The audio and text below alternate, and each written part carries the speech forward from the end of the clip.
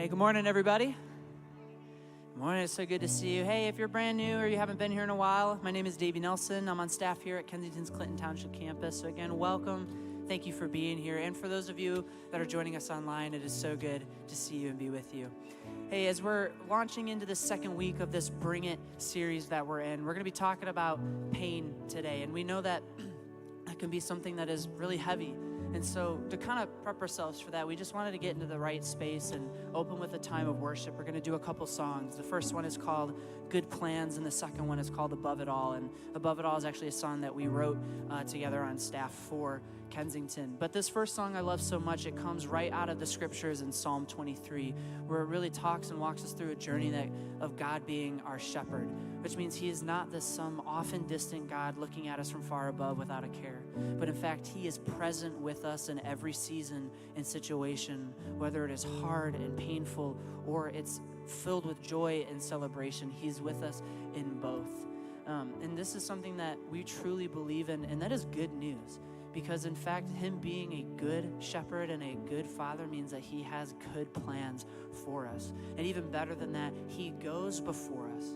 He makes a way, and we can have confidence and faith in him that he's going to lead us into good things. And when things come our way that are hard or difficult, he's right there with us. And in Psalm 23, it talks about, surely his goodness and mercy will follow me for all my days. And that is something we're actually going to sing out in that bridge and just declare this truth of who Jesus is. So I'd love to invite you, if you're able, would you please stand with us as we worship and proclaim this truth this morning, that our God is a good father, he is a good shepherd, and his plans for us are good. Let's sing.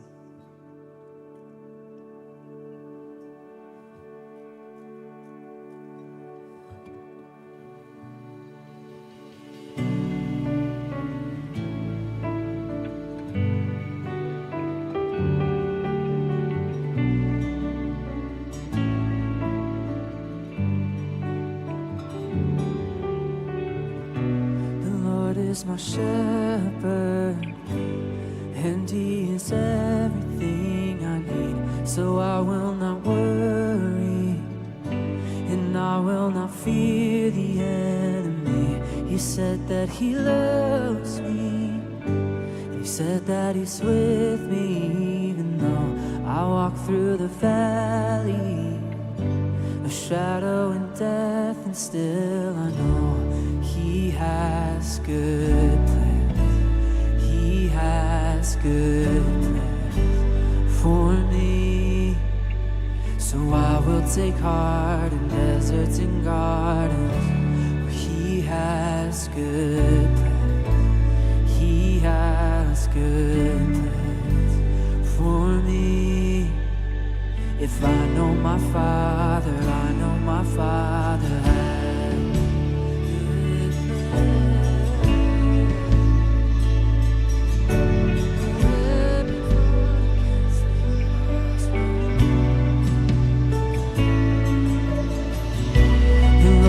My Savior, so why should I doubt my victory?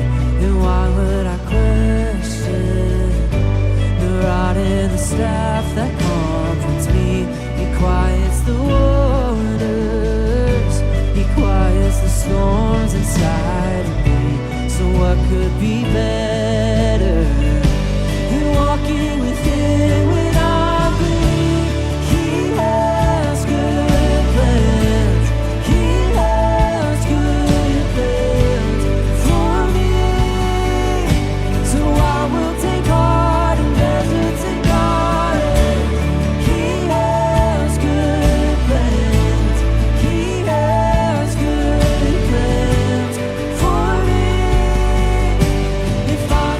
Father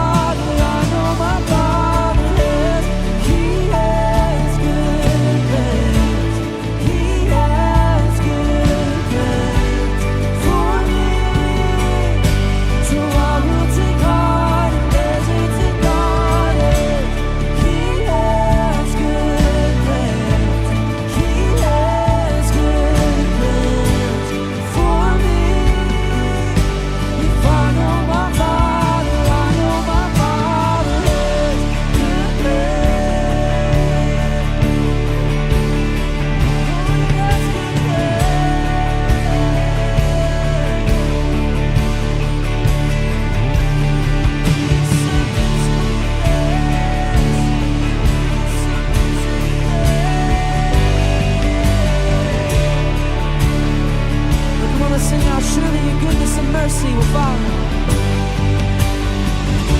Surely your goodness and mercy will follow after me. So fear will not find me, 'cause I'll be dwelling in the house of God. Surely your goodness and mercy will follow after me. So fear will not find me, 'cause I'll be dwelling in the house of God. Surely your goodness and mercy will follow after me. So fear will not find me, 'cause I'll be dwelling in the house of God. Surely your goodness and mercy will follow after me. So fear will not find me, 'cause I'll be dwelling in the house of God. He has good plans. He has good plans for me. So I will take heart in deserts and gardens. He has good plans. He has good plans for me. If I know my Father, I know my Father has good plans. Good plans. Good plans. If I know my Father, I know my Father has good plans. Good plans. Good plans. If I know my Father, I know my Father has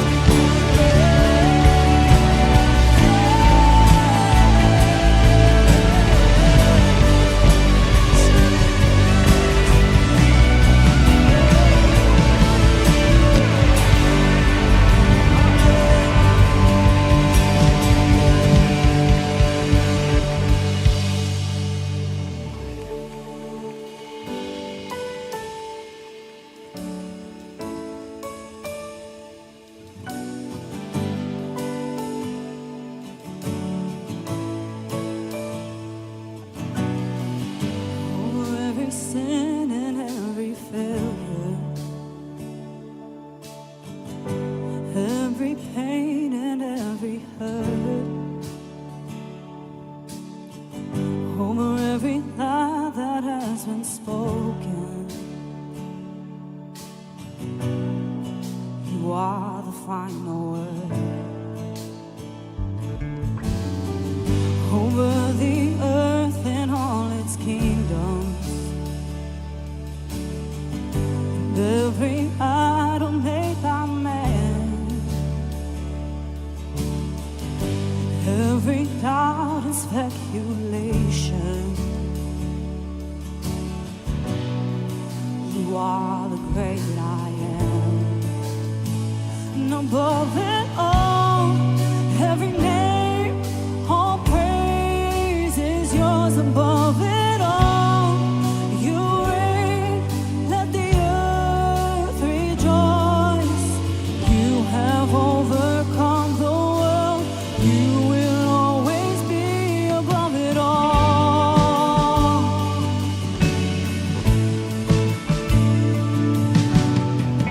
Eternal joy here in your presence.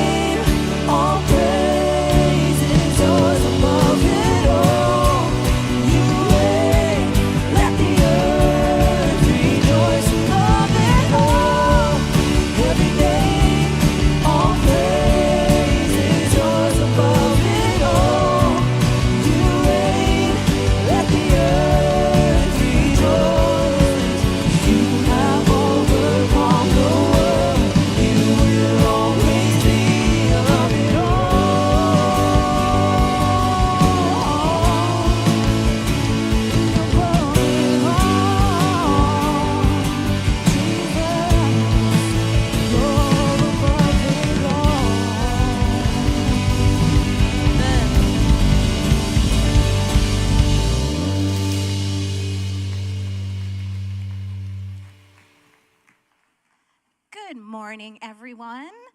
Thank you for being here with us today at Kensington Clinton Township. Whether you're with us online or you're here in person, we're so glad to have you here today with us. My name is Danielle, and I am on staff here at Kensington Clinton Township. And one of the things I love the most about being on mission with you all is the generosity and the heart for Jesus that you share to so many, whether local or across the globe. Recently, we shared 2 opportunities to engage and respond in assistance, and we are just so excited to say that you responded with such generosity. The first is the Israel-Palestine conflict.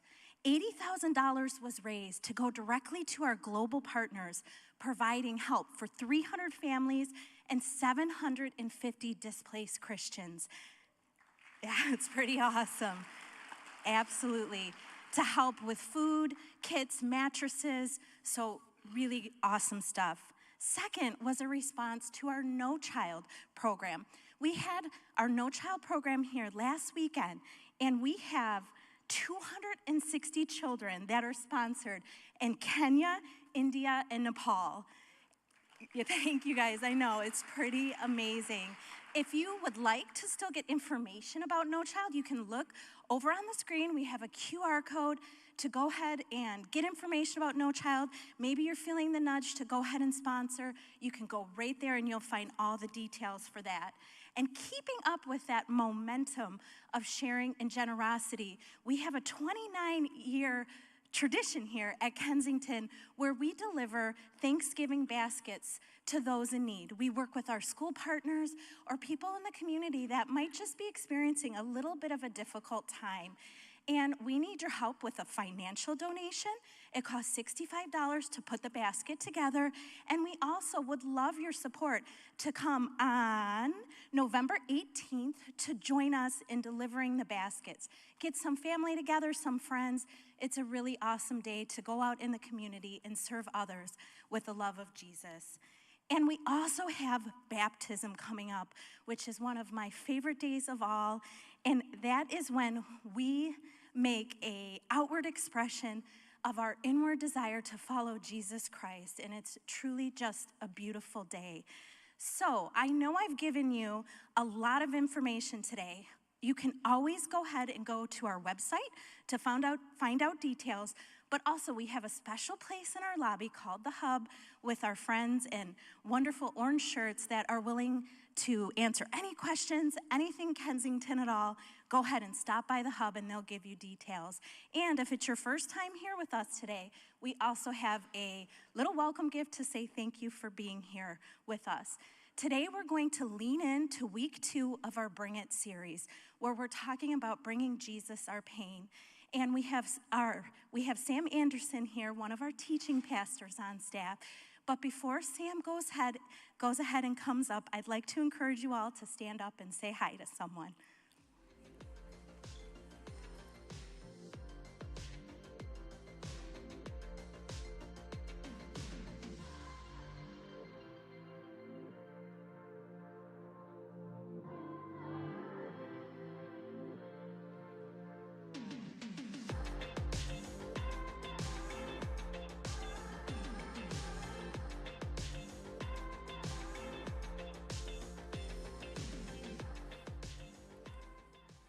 All right, good morning, good morning, good morning.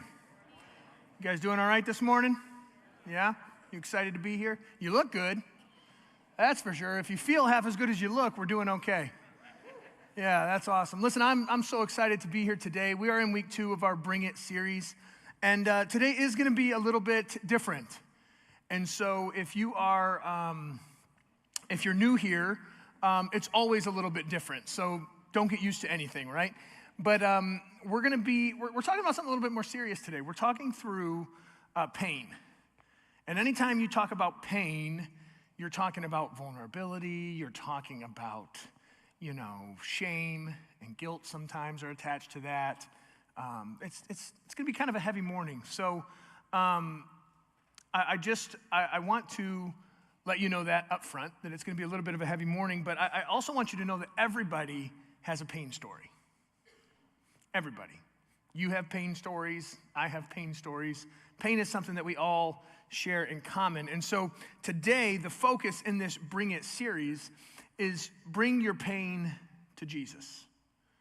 And so that's kind of where our hearts are going to be this morning. That's where the trajectory of this service is going to go. And so here in a second, the creative team has put together this beautiful song and poem to sort of set the stage for where we're going today. We're going to look at the passage of scripture found in Luke chapter 8, where it's the bleeding woman and she crawls and she comes to meet Jesus. And so as the band leads us in this next song, I want to encourage you over the next few moments to just sort of focus on the lyrics of this song. This is not necessarily one of the moments where like you stand up and you're like, yeah, I'm going to sing along and it's going to be great. I want this to be a time for you to sort of focus your heart, prepare your heart for what God wants to do in, through, and around you this morning. Because as we talk about pain, I'm going to ask you to look inward. I'm going to ask you to get a little introspective and allow God to potentially do some work this morning. Because the reality is, the things that we're talking about today and sort of the trajectory that we're going on this morning could be life-changing for you. This morning could shift the trajectory of your entire life. And so there's potential for a lot of power to take place in this room this morning. And so as the band leads us in this, I want you to just kind of prepare your hearts.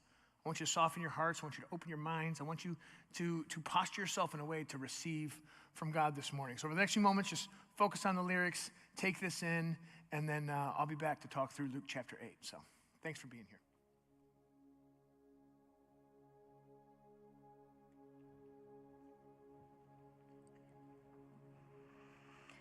Something is terribly wrong within her. A long, slow bleeding of her heart and soul has been her constant companion. For as long as she can remember, so many things she has tried to make the bleeding stop or to make her feel better for at least a moment. But the long lines of solutions have failed her. So here she stands, even worse off than she was before, desperately grasping for wholeness or healing or even a glimmer of hope.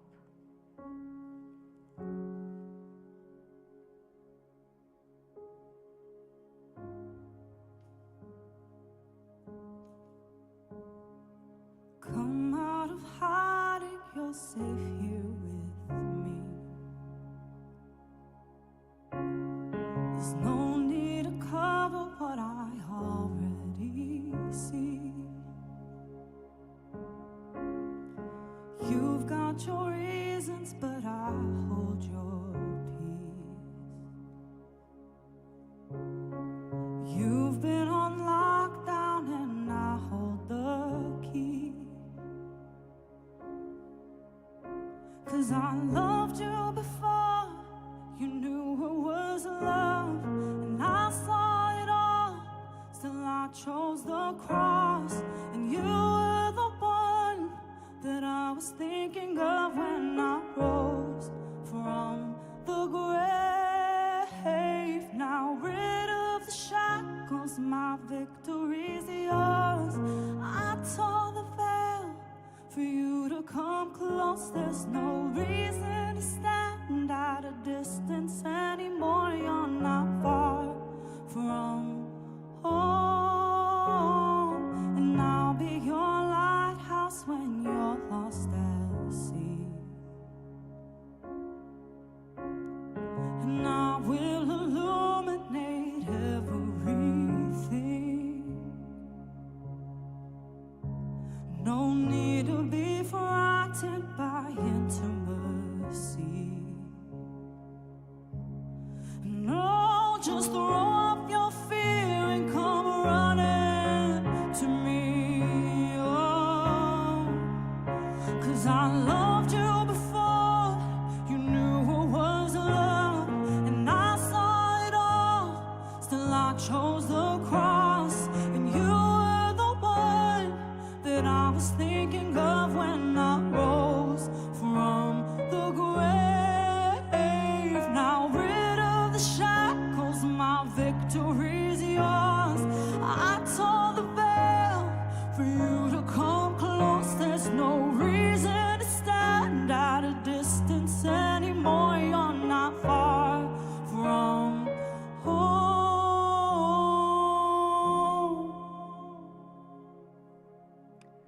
maybe Jesus, maybe he will be able to stop the bleeding of her weary heart if only I could get near enough to reach out and touch. And when she finally grasps for him, the bleeding stops. The wound is healed, the broken is made whole, relief streaks down her tear-stained cheeks. Freedom, finally. He turns and looks. His eyes meet hers, and she falls to her knees in fear and confusion. Daughter, he tenderly whispers to the depths of her heart and soul, indescribable intimacy in the middle of a crowded street. Go in peace with a gentle smile on her lips, his lips, knowing this is what she most deeply longed for. Be freed from your suffering, and indeed she is. No more bleeding, no more grasping, just only love.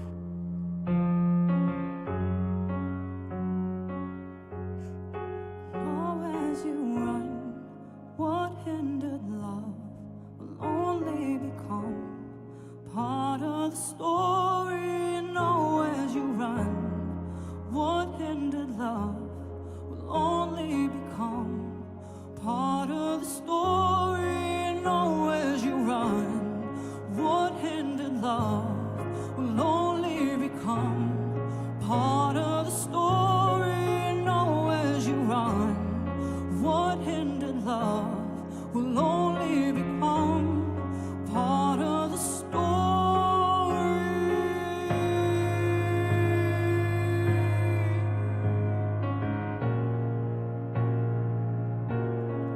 Oh, you're almost home now.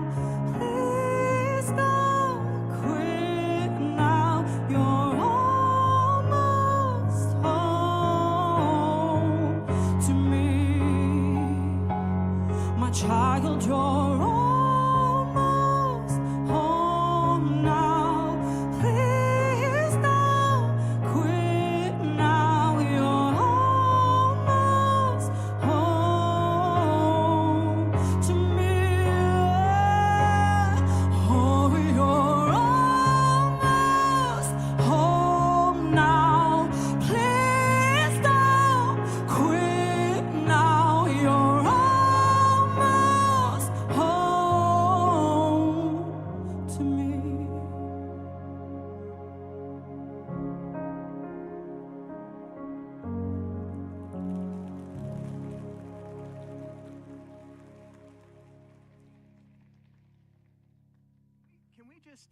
Can we just take a second really quick here? Listen, Amira pours her heart out on this stage week in and week out. Can we just thank her for pouring into this community the way that she does? You're so appreciated. Thank you. That was beautiful. That was amazing. Holy smokes. How am I going to start talking when I'm crying?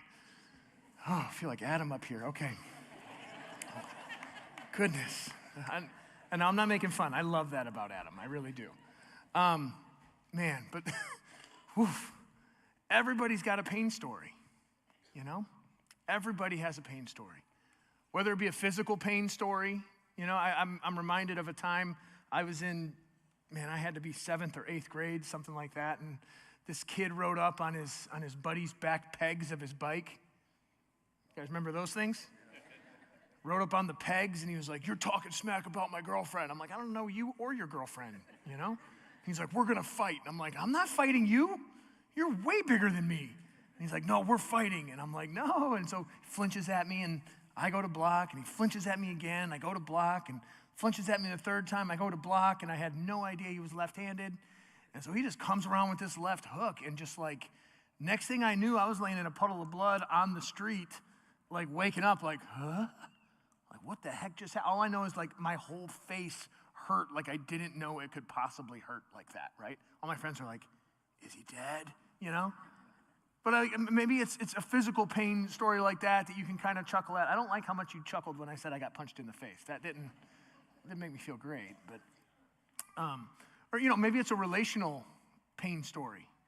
I was probably in my early 20s, adulting, trying to become an adult, right? Exiting from the late teenage years, early 20s, trying to figure life out.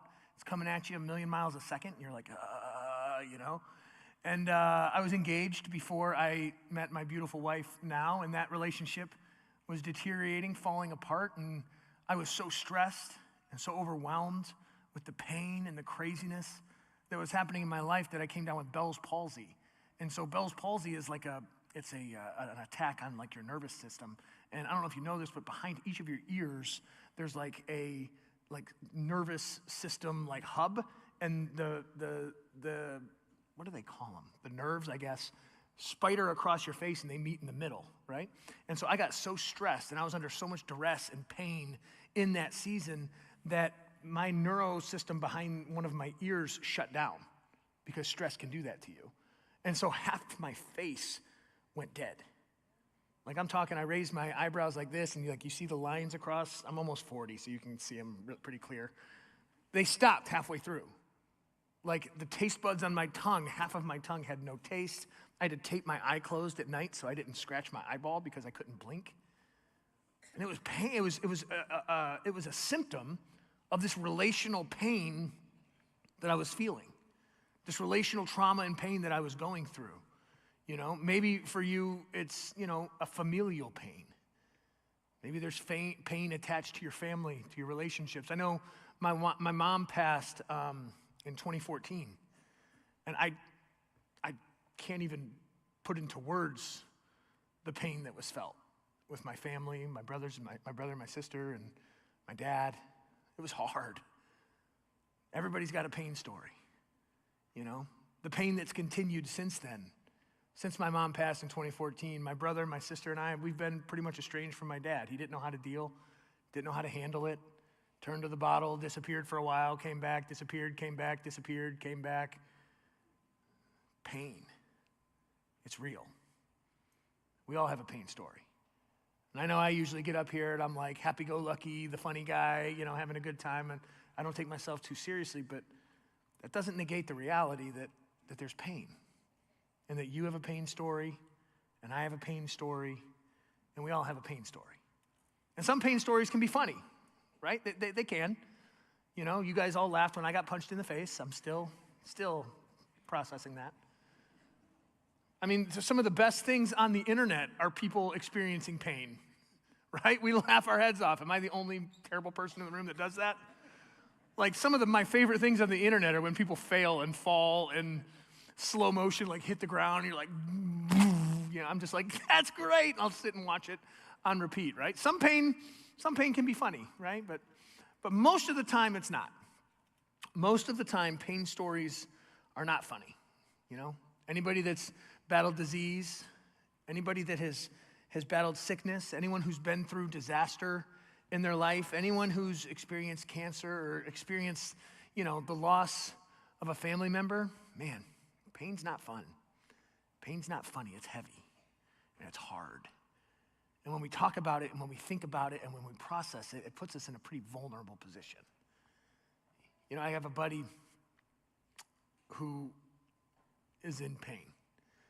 Him and his wife, they live in Tennessee. His name's Aaron Weatherford, and a few weeks ago, his 9-year-old daughter, she lost her life to neuroblastoma. And it was a long, hard battle. Pain is heavy. Pain is real. Pain is something that we carry with us all the time. And you have a pain story, and I have a pain story. Everyone has a pain story. And so this morning what I want to do is I want to look at a passage of scripture in Luke chapter 8 that deals with someone's pain story and how they bring it to Jesus and what Jesus does with it. And I'm hoping that this morning as we kind of walk through this together, it can challenge us, it can inspire us, but ultimately it can invite us to do the same thing, to bring our pain to Jesus. So let's pray together, and then we'll jump into this. So let's pray. God, thank you for today. Thank you for just the incredibly talented people who serve on this stage to lead us in worship and in response to who you are. Thank you for the awesome things that are happening over in the great room with all those kids dressed up in crazy costumes and having a good time. Thank you for the community that's being built and cultivated over there. That's so special. That's so foundational for their life moving forward. Thank you for all the people that are back in the kids' church right now, K-Kids, that are serving and loving on our kids, and they're all dressed up, having fun as well. Thank you for their passion. Thank you for the encouragement that they give our kids, the guidance, the foundation that they're laying. Thank you that we can have a space like this where we can open your word and it speaks truth to us. And so this morning, as we talk about pain, Lord, I pray that you would begin to soften our hearts now, that you would open our minds, that you'd make us receptive to what you have for us today. Give us the wisdom to see what you're doing, but also give us the strength and the courage and the audacity to actually step into this conversation, to step into what you might be doing and respond. God, we welcome you here. Do a work in us today, in Jesus' name. Everybody said? Amen. Before we jump in, I do want to take just a second. We do this all the time, and we just honor those of you who have partnered with us in ministry. Those of you, if the ushers want to go ahead and come forward, it's because of your consistent giving, your consistent generosity that makes anything and everything we do here at Kensington possible. From, like I said, the age-appropriate ministry that's happening all over this building, to our move-out network, our 50-plus move-out networks, to our global partners, our short-term trips, our long-term trips, all the things that we do here at Kensington is only because you guys are on mission with us and your continued support and generosity. So we pause every service and we honor you. We say thank you so much for pouring into the life of what God is doing here at Kensington. If you've not done so, we'd like to invite you to join us. And so there's easy ways to do that. You can text to give, you can give in the app, you can give online, or you can put it in the magic bag that's passing in front of you, or scan the QR code, or all those things. There's all kinds of ways for you to get involved and to jump in, and we just thank you guys for being a part of that. So today, the Gospels highlight, all four Gospels highlight a specific particular pain story in their Gospels. And I think it's so powerful, and it's so easy, honestly, for us to kind of just skip over it, because it's almost like an insert into another story that's already taking place. And so if you have a Bible, you can turn to Luke chapter 8. If you have your phone or an iPad or whatever, you can go there, or it'll be up on the screens as well. But we're going to be in Luke chapter 8, starting in verse 40. And we're going to read from verse 40 to 48. And so I'm going to read from my Bible, and it goes like this. Now when Jesus returned, the crowd welcomed him, for they were all waiting for him. So at this point, Jesus' public ministry, word had begun to spread that he's, kind of a big deal. And so there's crowds waiting for him when they're anticipating he's going to be somewhere. So pretty much anywhere he goes, he's walking with a squad. He's walking with a posse. He's got like his inner circle, like his disciples. But then he's got a crew. It's not just 13 of them traveling around. It's potentially hundreds, if not thousands of people that are gathered around this rabbi as he travels and teaches and speaks and does all the things, right? And so now when Jesus returned, the crowd welcomed him. This is the crowd that we're talking about, for they were all waiting for him.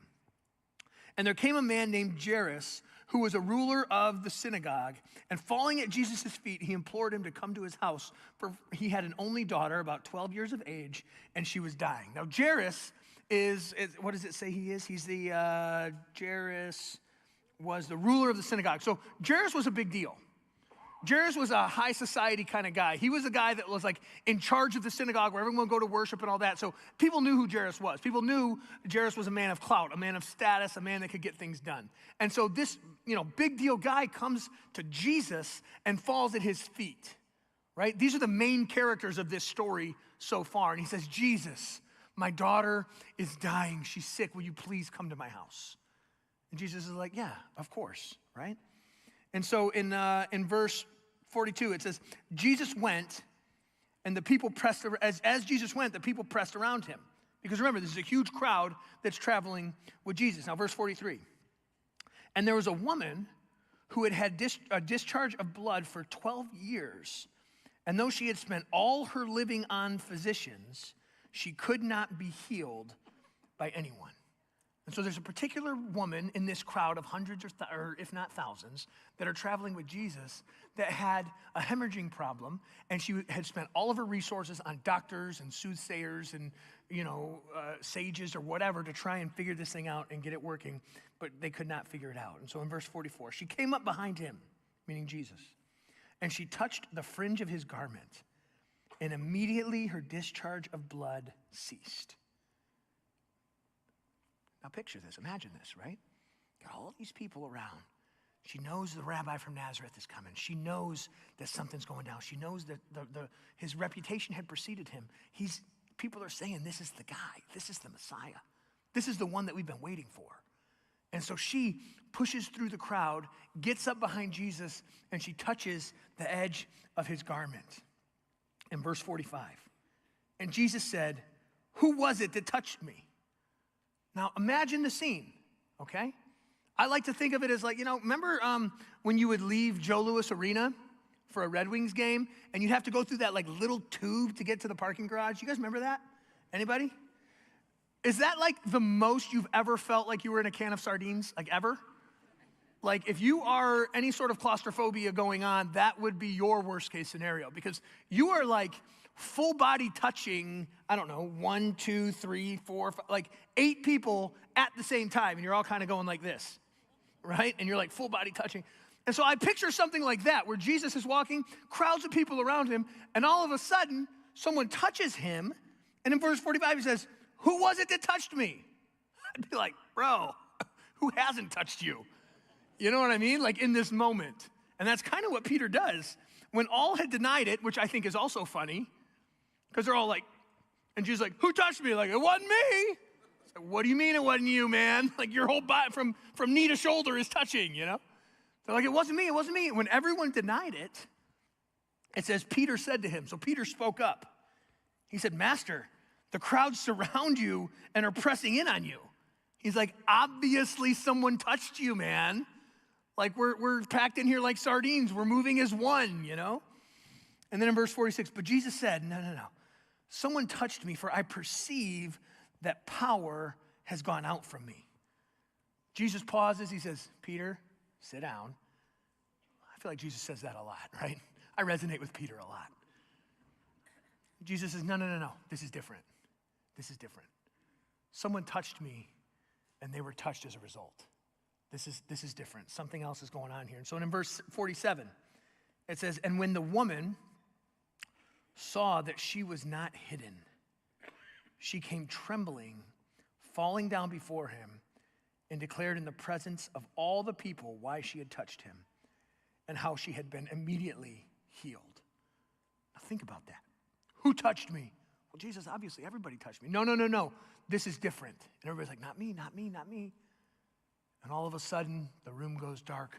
A spotlight shines on this girl, and she's like, "It was me." And she comes to Jesus, and she falls at his feet. It says she was trembling. And she declared in the presence of everybody, "Hey, here's what's going on. I have brokenness. I have pain. And I touched Jesus, and now it's gone." She declares this amongst everybody. And then in verse 48, it's Jesus' response. And he said to her, "Daughter, your faith has made you well. Go in peace." Now, this is like a side story to the main story, right?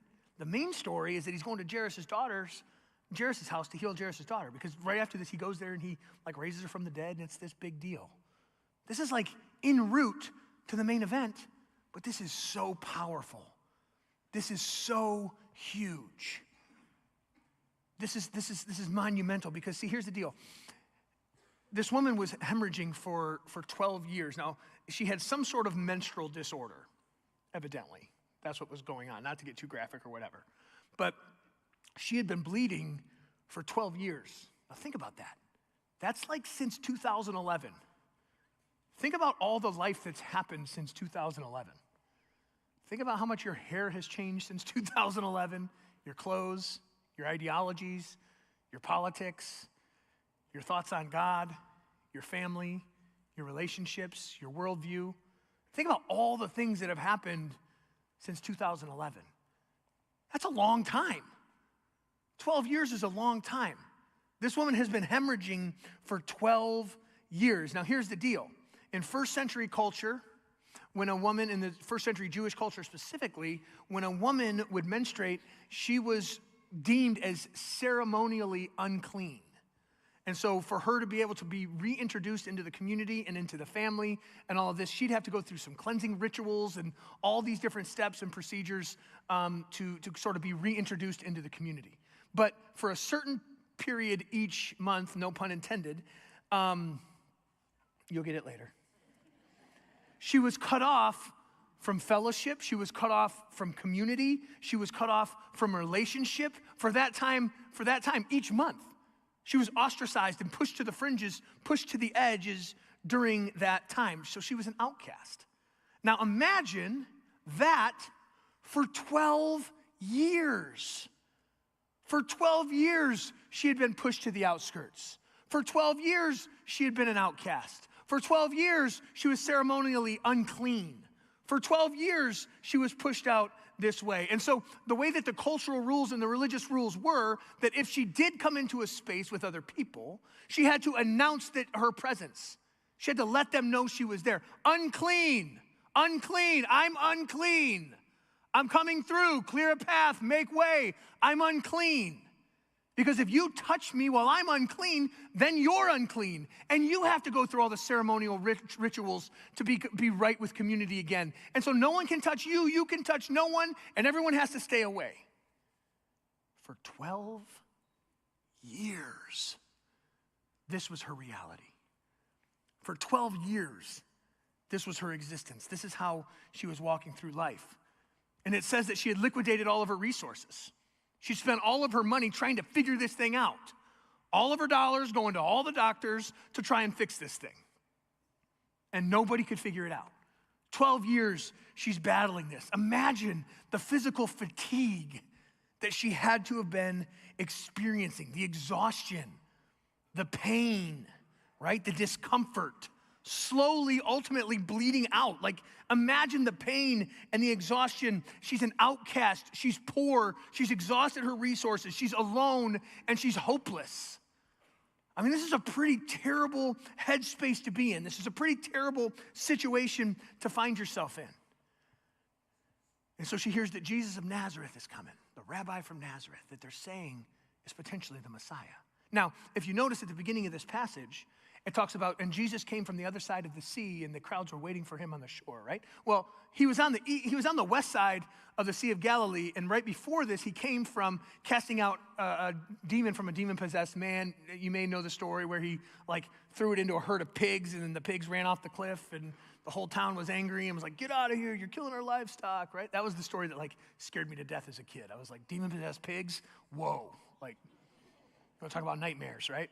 And so he gets in the boat and he crosses over the Sea of Galilee and he comes back over to the west side of the Sea of Galilee. Now, the west side of the Sea of Galilee is the Jewish side. And so most likely this woman would have been Jewish, raised as a Jew. And so being raised as a Jew, she would have gone to the Jewish schools that were available for girls up to about the age of 5, where they would memorize the Torah and they would be familiarized with the prophets and the teachings and the scriptures and all of those things, right? And so you would have to assume that she would have some sort of basic understanding of the scriptures, because it sort of shapes the way that she responds to Jesus of Nazareth. Because what they would use is these prophecies by the prophets, the major and minor prophets in the Old Testament. It's all like the Hebrew names that are hard to pronounce. It's those guys. And they would write prophecies about what the Messiah is going to be like, what Jesus is going to be like.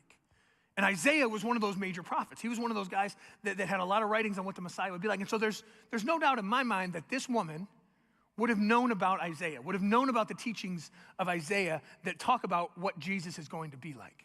And in one of his prophecies in Isaiah chapter 53, he says this. He says that, talking about Jesus, he says, he was despised and rejected by mankind. This is him foreshadowing and foretelling of the crucifixion and the torture of Jesus. But then it says, a man of suffering and familiar with pain. And so I think this woman is sitting here in her brokenness, in her loneliness, in her pain, in her discomfort, in her exhaustion. And I think she recalls Isaiah 53, and she says, wait a second. If this rabbi from Nazareth is who they say he is, then he's a man of suffering, and he's familiar with pain. He gets it. This guy understands. None of these other people probably understand the pain that I'm feeling. None of these other people can relate with the pain that I'm going through, the pain that I'm carrying, the weight of everything that I have inside and that I'm carrying like bondage in every conversation, every space I go into. Nobody gets it, but this guy, if he's really the Messiah and he's who they say he is, he gets it. And so her pain compels her to pursue Jesus. She's drawn to Jesus because he gets it. And so she's fighting through this repeated disappointment because she's had hope before every doctor that she goes to, and it's just crushed dreams every time. And so she's had this repeated disappointment. So she's fighting through this repeated disappointment. She's pushing past rejection because for her to get to Jesus from where she is to where he is, remember they're moving like this, right? She's got to go through a lot of people. So she's got to announce, hey, unclean, unclean, coming through. Clear a path, people, right? That's the way that she has to kind of go through this. So she's pushing past the rejection and the boundaries and the barriers of all of that. And then on top of it, she's already dealing with the exhaustion and the physical pain all to get to Jesus because she says, this guy gets it. This guy knows pain. The scriptures call him a son of suffering. He gets it. I need to get to him. She would have also been familiar with a minor prophet named Malachi. Malachi was one of the more recent prophets of their day of, waiting for Jesus to come. It's the last book in the Old Testament. There's about a 400-year period between Malachi and when Jesus shows up. And so she would have been familiar with Malachi too, being on the Jewish side of the sea. And so she would have known Malachi chapter 4, verse 2. I'm confident that she did because of the way that she responds to Jesus. In Malachi 4:2, it says, the Son of Righteousness will rise with healing in his wings. It's a prophecy about Jesus saying that he will rise with healing in his wings. Now, here's what's interesting. This is huge because I've always wondered, why did Jesus respond that way? When she touches his garment, why does he say, your faith has healed you? What faith is he talking about? Well, this is it. This is what's so cool. The Hebrew word that's used for wings in this passage in Malachi 4:2, the Son of Righteousness will rise with healing in his wings. It's the same Hebrew word that's used for tassels on the outer garment of a rabbi. Maybe you've seen like a prayer shawl that they wear that go over their shoulders, and then when they're praying, they kind of pull it over their head, and it's this like blanket type shawl kind of thing, and it's got little tassels all the way around. If you spend any time in Oak Park or around any sort of Jewish men, essentially after they do their prayers in the morning, they wrap this around their midsection, and it kind of hangs out the bottom of their shirt. So if you've ever seen kind of like tassels hanging down, that's what this is. And the Hebrew word for those tassels is transliterated to wings. And so when this woman sees Jesus, and she sees the Messiah coming through that Isaiah had prophesied about, and then she recalls Malachi that says, there is healing in his wings, she says, whoa, I got to get there. Whoa. If this guy is who he says he is, there's healing in his wings. And I need healing. This guy knows pain. He understands, he gets it. And there's healing available for me. And that's her headspace as she begins to take the first step. But listen, think through this internal dialogue that she would have had to take. I mean, she risked literally everything to reach out and touch this famous rabbi from Nazareth. She risked everything. And I mean everything. Because here's the deal. If he was merely just a rabbi, if he wasn't the Messiah that she was hoping for, that she was believing in, that she was having faith and trust in, if he wasn't the Messiah and he was just a regular rabbi and she crawled through the crowd and touched all those people without announcing herself and then touched the rabbi and made him ceremonially unclean, she would have been stoned to death on the spot. Because you cannot touch a rabbi and make a rabbi unclean. That is like the biggest no-no. And so for her to crawl through and to touch him, the amount of faith that she had to have that she would be healed and that he indeed was the Messiah was massive. And so she puts her entire life on the line to crawl through this. She believed that he was something more. She believed that he was the Messiah that was prophesied about in Isaiah. She believed that he was the healer that was prophesied about in Malachi chapter 4. She believed these things. She had faith in that. And so she put it all on the line, and I imagine her just kind of army crawling through this crowd to not touch, not be noticed, and to come just to the edge and extend her hand as far as she possibly can and touch the edge of his garment. Can you imagine? Can you imagine the inner struggle that she faced? Can you imagine the self-talk that's taking place? Can you imagine? I mean, just think about it for a second. It's crazy. She's probably sitting there thinking, oh my gosh, here's this famous rabbi, and he's going to this church leader. I mean, it's like, you know, I envision it like after a Kansas City Chiefs game, and Taylor Swift's boyfriend and Taylor Swift are walking by, and the paparazzi and everything, and they're going to some big famous party, and then I walk up and I'm like, hey, can I talk to you for a second? Can I be part of? Everybody's like, what's going on here? Like, who's this guy? This guy doesn't belong here. Well, can somebody? I mean, security would probably jump me faster than anything else, right? But think about it. That's sort of the vibe that's going down. There's this famous rabbi from Nazareth, and he's coming through with his squad with hundreds, if not thousands of people following, going to a famous, rich, the ruler of the temple's house to heal his daughter. It's going to be this big event. Everybody's like, all right, we're going to a healing today, baby. It's going to be great, right? Like, that's the vibe. That's what's happening. And then she interrupts the procession. Think about the inner dialogue that she's having. She's saying, who am I? Who am I to do that? Who am I to step in and be part of what's happening here? This is a big deal, and I'm not. I'm the outcast. I'm the loner. I'm broken. I'm messed up. Who am I to step into that? Think about that internal struggle that she must have been having. I mean, can you imagine? And she's saying, I'm clean. I'm unworthy. And I don't want people to know. I don't want the shame and the guilt that goes with that to have to say, I'm unclean, I'm unclean. When he said, who touched me? Everybody hid, herself included. She's like, oh man, dang. And then when the people backed up and she realized it was just her and she had been outed, she was trembling. She was terrified because she was broken. She was problematic. She was the one in pain. The self-talk is that, she was the outcast.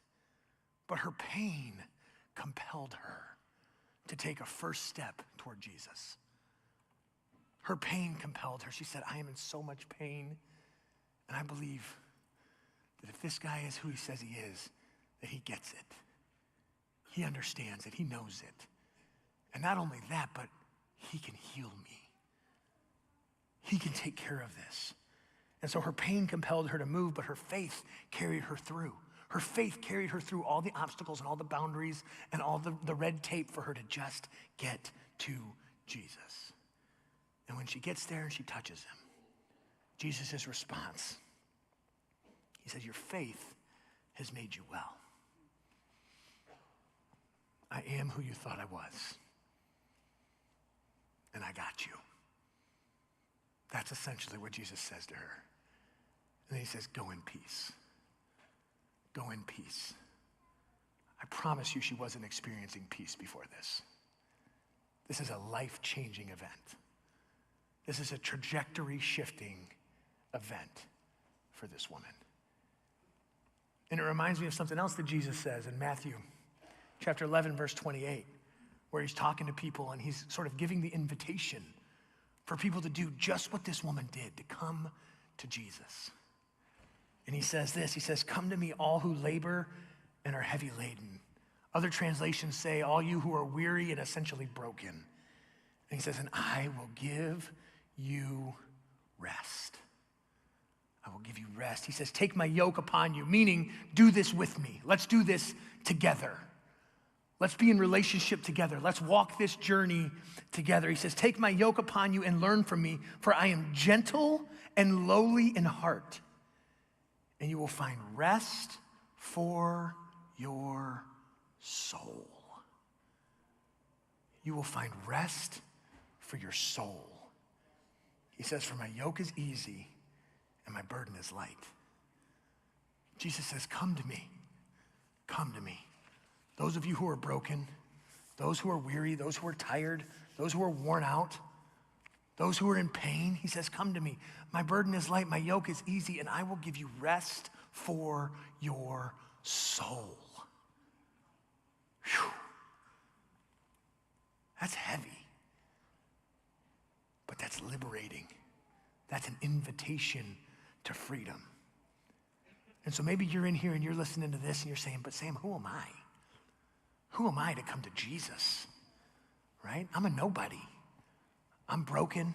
I'm messed up. You know, I'm screwed up. I've screwed up time and time again. I screwed up last night. I screwed up this morning. I screwed up during service today. I mean, who am I to come to Jesus? I'm not worthy for that. I don't deserve that. I'm not qualified for that. But I want you to know, hear me this morning, please. Jesus says, come. Jesus says, come to me. All you who are weary, heavy laden, broken, burdened, in pain. He says, come. Come to me. Maybe you're sitting here and you're going, okay, I hear that, but I don't want anybody to know. I don't want to announce this. I don't want people to know that I'm hurting. I don't want people to know that I'm in pain, that I'm broken, that my life is problematic. I don't want people, there's too much guilt, too much shame attached to that. I don't want people to know that I'm an outcast. I don't want people to know that I'm an addict. I don't want people to know these things. I don't want people to know. And Jesus says, hey, listen, that's exhausting. He says, come to me and let me give you rest for your soul. He says, come to me, bring it to me. And so maybe this morning as you're listening, your pain is compelling you.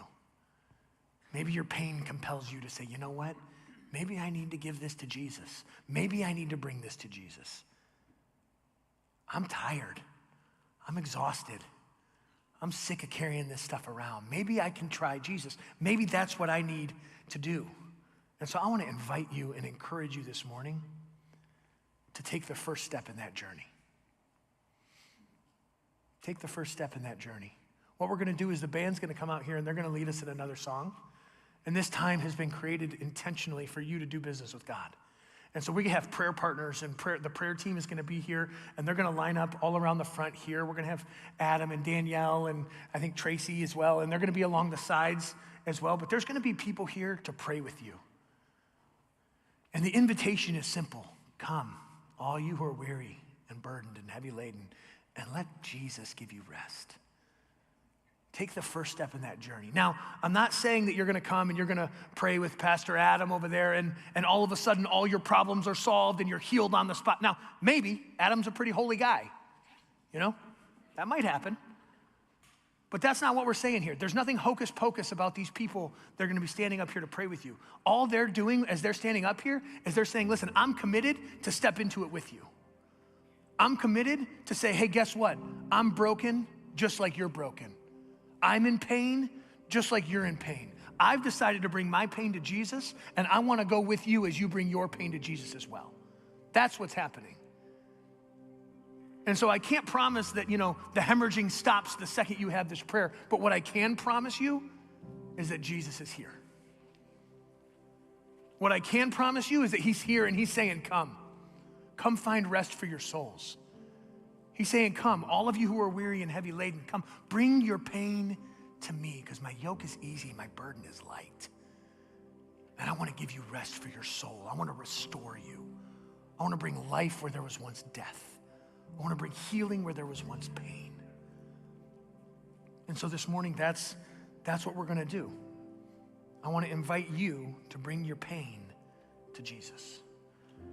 And I know it's going to be, for some of you, you're sitting there having this, you're already in cold sweats. Like, am I going to do it? Am I going to do it? Am I not going to do it? Am I going to do it? Am I not going to do it? Listen, there's something powerful in physically getting up and walking and saying, I'm taking a physical, tangible step that's representative of the step that I'm taking in my heart and in my life to start this journey of reconciliation and healing with Jesus. Like I said at the beginning of this whole thing, this can be a very, very powerful morning for some of the people in this room. This can be trajectory shifting for you, where you lay your pain at the foot of the cross and you allow Jesus to begin the process of healing. He gets it. He's acquainted with your grief. He's the man of suffering. But there is healing in his wings. And so he invites you to come. So I'm going to pray. The band's going to lead, and I'm going to invite you to come and pray with some of our prayer partners this morning. Let me pray. God, I thank you so much for your word. I thank you for the truth that it gives to us. I thank you for the inspiration, the challenge, and most of all, the invitation to do life with you, to experience your grace, to experience your mercy, your peace, your healing. And God, this morning, whether it be physical pain or relational pain or familial pain or whatever the pain story is, we all have pain. Lord, I pray that we would surrender that to you, that we would bring it to you. God, give us courage. Give us strength. Give us wisdom. Give us audacity to take the first step in this journey of healing with you. Because God, we know you're going to meet us. Your word says that as we draw near to you, you will draw near to us. We know that you will meet us here. But God, give us the courage and the strength to take the first step, to bring our pain to you. God, do a work in us today. We love you and praise you in Jesus' name. Amen. So here's what I want to do. I want to invite everyone in the room to stand and to sing this with us. But if you would like prayer this morning, I would invite you even now to come and to meet with some of our prayer partners and do some business with God.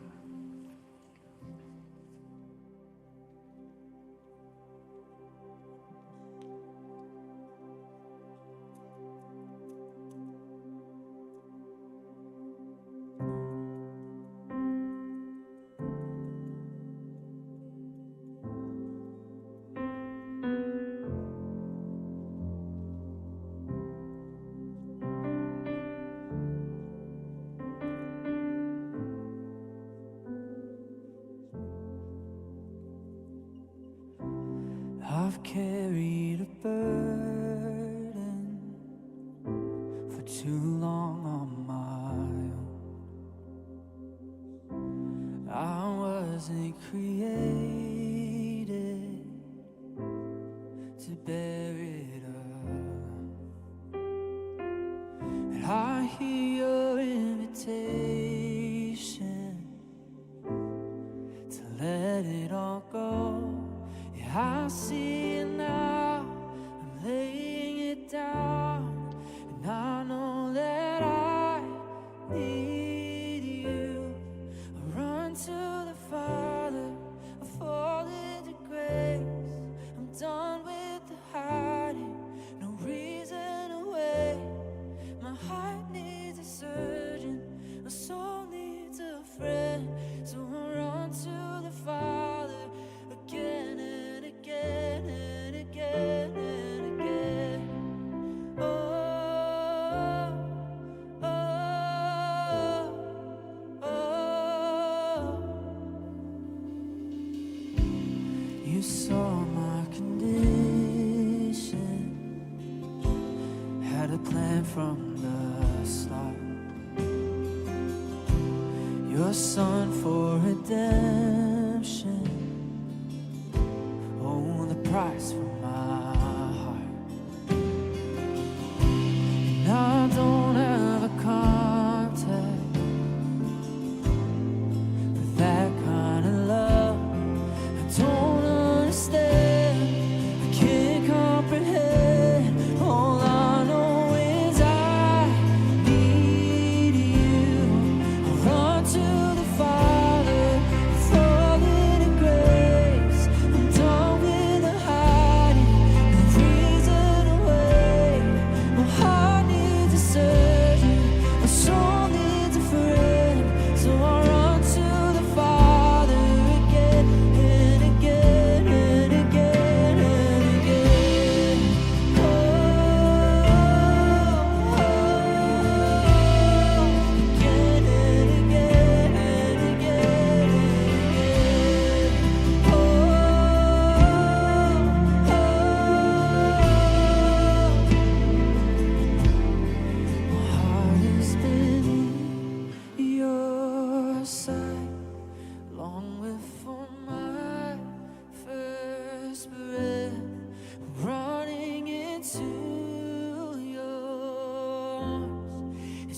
running to life from death. And I feel this rush deep in my chest. Your mercy is calling out.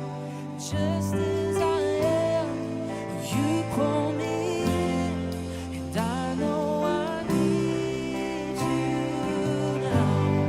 My heart has been in your sight long before my first breath. Running into your arms is running to life from death. And I feel this rush deep in my chest. Your mercy is calling out. Just as I am, you call me in, and I know I need you now. Run to the Father, all in the grace, done with the hiding, reason away. My heart needs a surgeon, my soul needs a friend, so I run to the Father again and again. Run to the Father, fall in the grace, done with the hiding, reason away. My heart found a surgeon, my soul found a friend, so I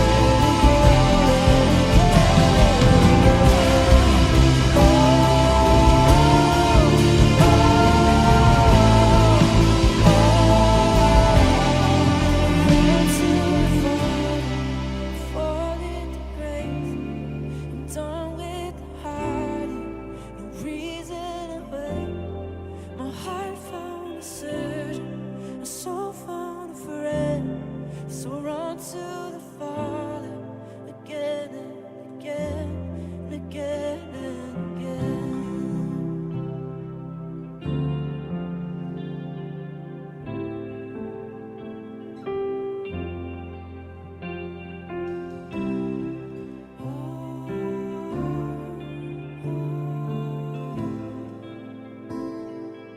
Let's sing that one more time together.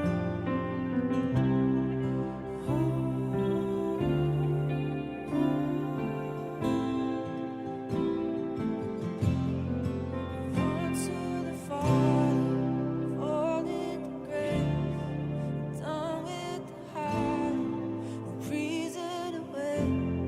My heart found a surgeon, my soul found a friend, so run to the Father again and again. Run to the Father, fall into grace, done with the hiding, no reason away. My heart found a surgeon, my soul found a friend, so I run to the Father again and again and again and again.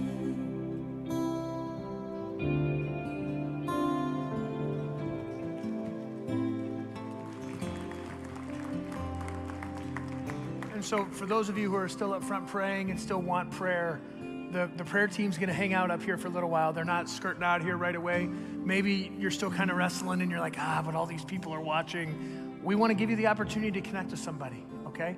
And this is not just like an emotional response kind of thing. Kensington takes this stuff super seriously about bringing our pain to Jesus. And so it's not just this morning. This is the beginning of a journey, but we have all kinds of opportunities for you to get connected and to get plugged in. There's a slide that's going to come up with all of our different care options and care ministries that we have here. We have Celebrate Recovery, we have Divorce Recovery, we have Grief Recovery. You can go to kensingtonchurch.org/care to be a part of all of those things. Our Celebrate Recovery people are out in the lobby today to meet with you out by the hub. And so if you want to go and connect with them, talk to them. There's also an event happening at our Orion campus, Surviving the Holidays.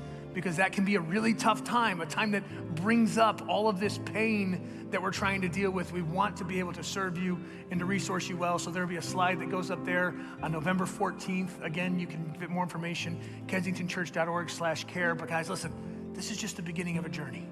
This series is Bring It, and we're encouraging you, we're calling you, we're inviting you to bring your pain, bring your needs, bring your hurts to Jesus, because he says, hey, my yoke is easy, my burden is light, and you can find rest for your soul. Okay? Thank you guys so much for being here. We love you guys, and we'll see you next week.